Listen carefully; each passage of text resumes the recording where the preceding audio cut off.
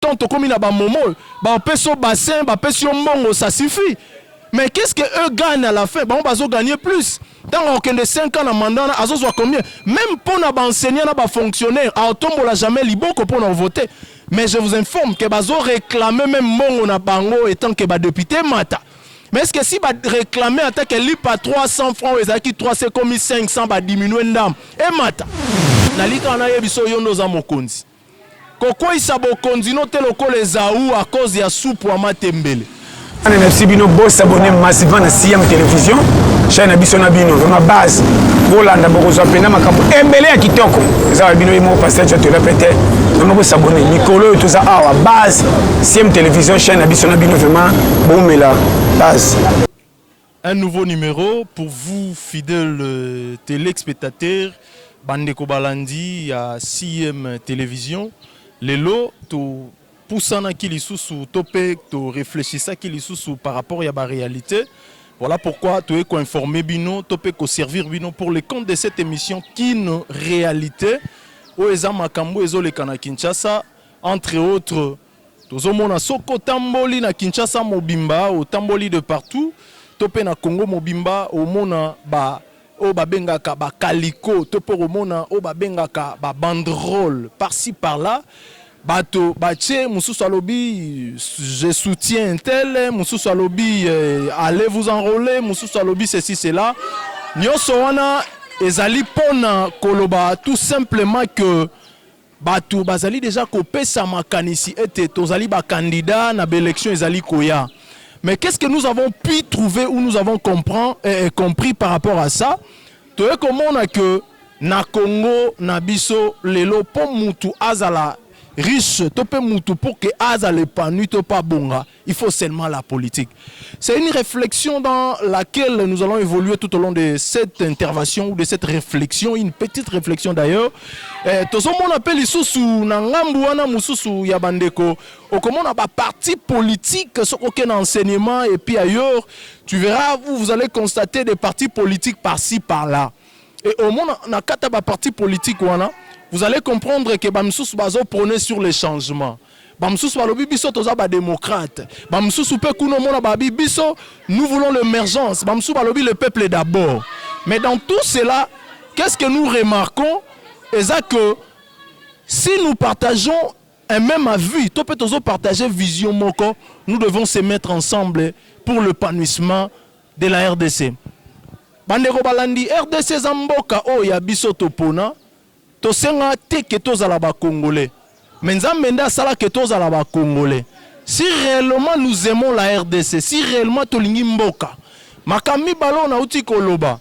Soki tolingi mboka, ba candidature belo zomona wana, eza ba candidature oyo eza sans enjeu. Eza ba candidature oyo eza na soubassement te. Mais tout le monde aujourd'hui veut aller au Parlement. Tout le monde aujourd'hui veut devenir ministre. Oui, c'est bien bon qu'on comme un ministre, mais est-ce que tu as été préparé pour devenir ministre? C'est bien bon qu'on comme qui que ce soit député. Est-ce que tu as été préparé pour nous comme un député? Chers téléspectateurs, c'est un sujet très délicat à ne pas négliger. Voilà pourquoi on a voulu toucher sur ces sujets. Nous encourageons les jeunes Yakokene dans le Parlement pour booster encore les choses pour que Makambo Bongwana. Soki biso moko ba jeune tozi makambo na maboko te batu moko te bakoya ko défendre biso. Si la RDC bato ba télémité topé ba jeune ba télémité ba occidentaux topé ba mboka mususu ba télémité pour nous défendre. Nous avons l'obligation nous-mêmes de se défendre. Mais le plus grand problème ou le plus grand souci pour na biso eza nini? Nous voulons dire juste aux jeunes ou nous voulons dire juste Nabatou, va comprendre que nous devons tout préparer au préalable. L'impréparation est monanaka. Au Kokozalaki, que ce soit à Toza Mayele, qui vous dit que non, si tu es intelligent, tu dois aller au Parlement? Qui vous dit que si tu es licencié, tu dois aller au Parlement? Qui vous dit que si tu es économiste, tu dois aller au Parlement? C'est faux, archi faux. Mais nous voulons dire quoi par rapport à tout ça? On a vu des personnes, baloba fimbu na parlement, bakota parlement, fimbu et betamate. Le contraire, système politique ne beta bango fimbu. On a vu des gens, oh baloba, basaki bande konabiso na presse, ils ont dit des choses. Mais bakota na kati, makambo baloba basalangote. Pourquoi? Parce que le système politique bloque. Voilà pourquoi nous réfléchissons ensemble tout au long de cette émission pour comprendre que nous devons tout préparer. L'impréparation bloque même l'épanouissement de ces pays. Tant qu'on a vu la Kinshasa, au monde a calico partout, banderole par-ci par-là. Oh, alors prenez sur changement. Une fois ministre, bazu ba poudre, bazu ba fête, basali ba fête à ponanine. A commis ministre, a commis député, ba fête à ponanine. Bazo fête pour la koloba ke, ba calico par-ci par-là na bane koloba. Cela veut dire quoi? Moutounion surtout le lot à Olekana TV à lobby n'importe quoi. Moi je veux le changement. On a vu beaucoup de personnes bazaki na union sacrée. Mais le lot bazasou na union sacrée. Babimi na union sacrée pourquoi? Parce que leurs intérêts personnels eux bané opprimés bazu en côté. Et ça ba misusu na kata union sacrée bazaki na ba quota. Faki azwa 7 ministères, azwa 6 ministères na tanga na ba komboté. Mais lorsque ba ministère on a ba PCI était abimi. Chers téléspectateurs, je vous dis des choses qui sont très sérieuses. Nazaka toujours na banalise pour l'épanouissement ya mboka nanga. Na olinga Congo, koleka ba mboka nyonso pa seza mboka nanga. Na senga naza congolais te. Il n'y a pas de politiciens dans ces pays. Il n'y a que des opportunistes politiques. Les lois à lobby na 12 heures, on a 13 heures à changer pour avoir pouvoir. Lobby à lobby na biso on met un changement. Mais lobby on a eu pouvoir makambo changer. Tokende wapi? Tala bakaliko na ville à Kinshasa.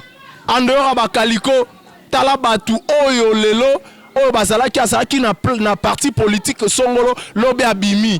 Abimi na parti politique on a pas d'intérêt na personnel à se retrouver. Chers téléspectateurs, c'est très important ce que je dis.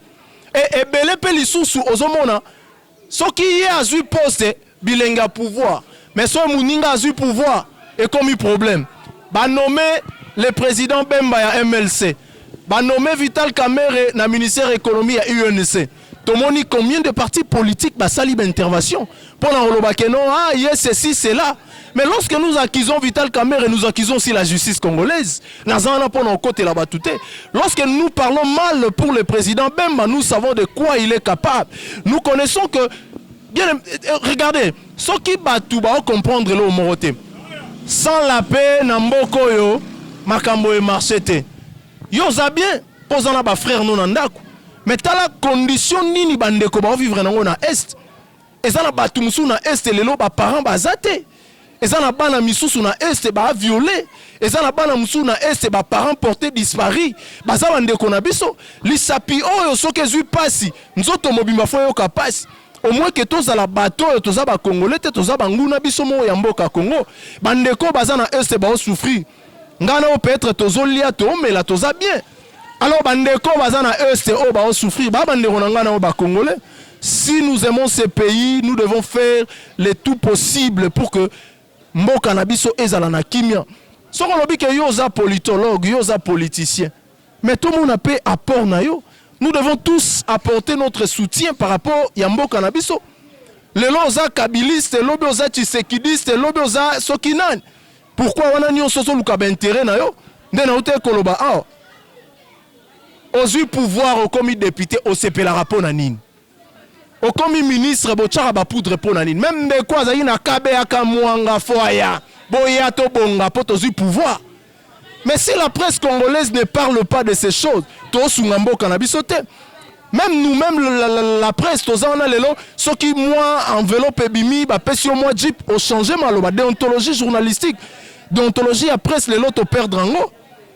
To kende wapi, RDC zo kende wapi. Problème à c'est concerné sous, bah, tout est, bah, intérêt personnel, là, bango. Bah, caliko par-ci, par-là.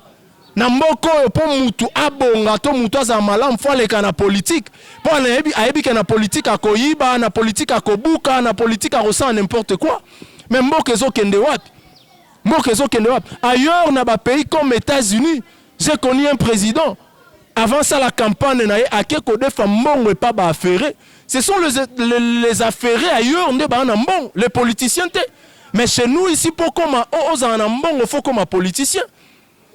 Et presque pas on a pour accompagner pour dire que moi Kanya Kane et côte en poche. Il n'y a plus de journalistes aujourd'hui. Bah tu belé l'homme a changé ma robe à cause de mbongo.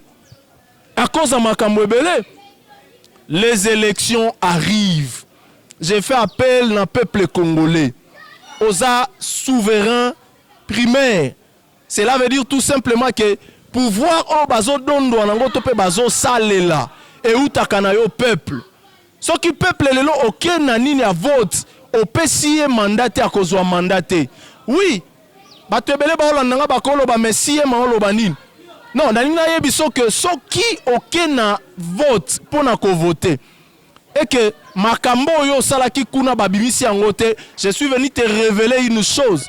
Fidèles amis téléspectateurs de partout, vous nous suivez.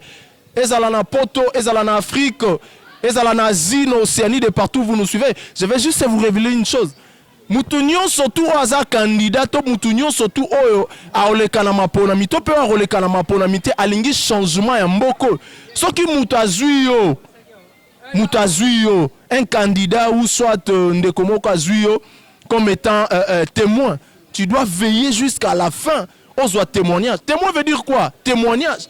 Nous devons veiller. Bah comme ici biso loko le lo pamba. Bah zo biso ka tonto comme na ba momo. Bah peso bassin, bah peso mongo, ça suffit. Mais qu'est-ce que eux gagnent à la fin? Bah on va gagner plus. Dans aucun de 5 ans na mandat azo soit combien? Même pour na ba enseignant na ba fonctionnaire, a tombo la jamais liboko pour nous voter. Mais je vous informe que bazo réclamer même mongo na bango étant que ba député mata. Mais est-ce que si va réclamer en tant que li pas 300 francs et qui 300 comme 500 va diminuer ndam et mata tozo kende wapi so biso ba o ba CM to telemité pour na kolobelango na olobelango. Voilà pourquoi nous sommes toujours fiers de vous lorsque vous êtes fidèles. Ba député bakoya batu bakoya na lingina bendo matoyi ba kaliko nyonso zo mona wana na ba nzela na lika na yebiso yondo za mokonzi. Koko isabo konzino te lokole zaou à cause ya soupe à matembele. C'est-à-dire là où tu es, tu dois comprendre que ce qui est pesi bango mandaté ba olekate.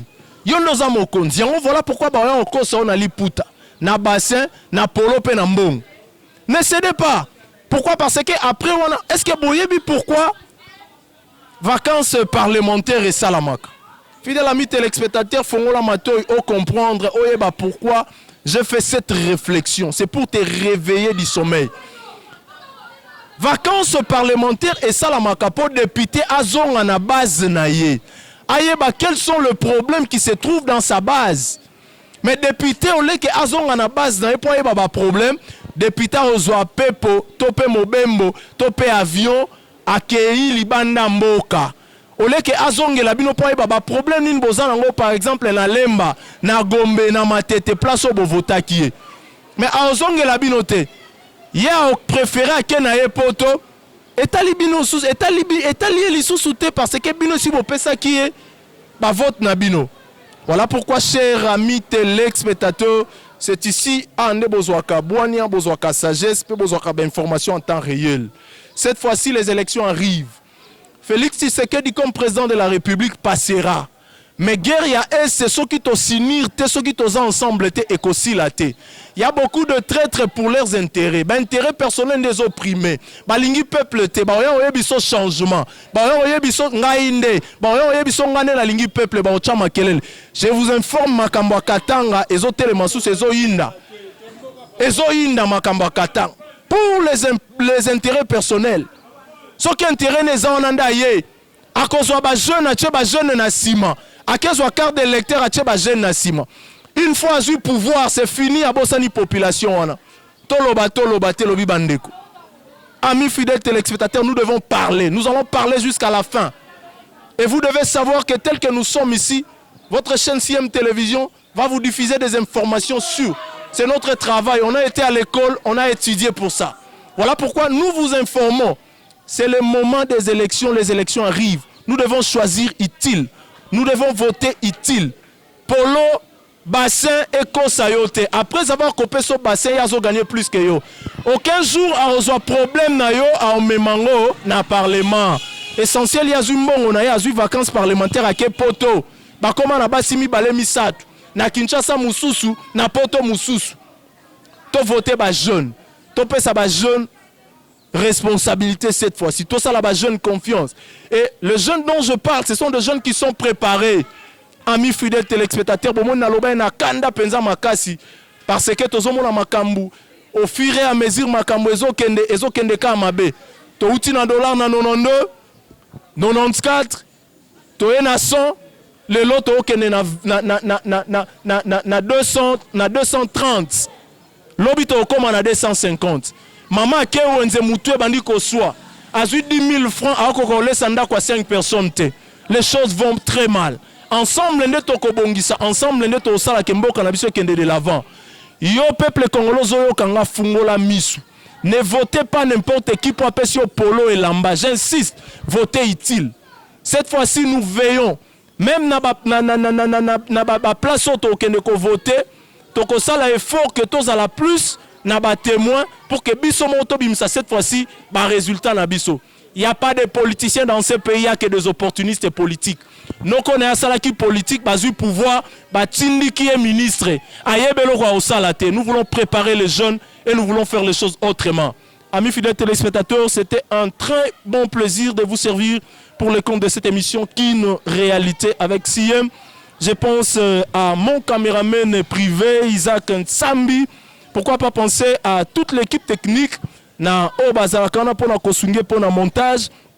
Na pensé Pelisusu na comité Mobimba, il n'y a rien sans le jeune. Et si Kobazo Bunda vraiment pour que jeune azwape sikanaye. Pe na pensé wana ndebalobaka derrière un grand homme. Il y a toujours une grande dame. Là je pense à Naomi Meta. Songole, pourquoi pas penser à mon épouse Grace Kabwa ou je pense à toute la famille Mboumou.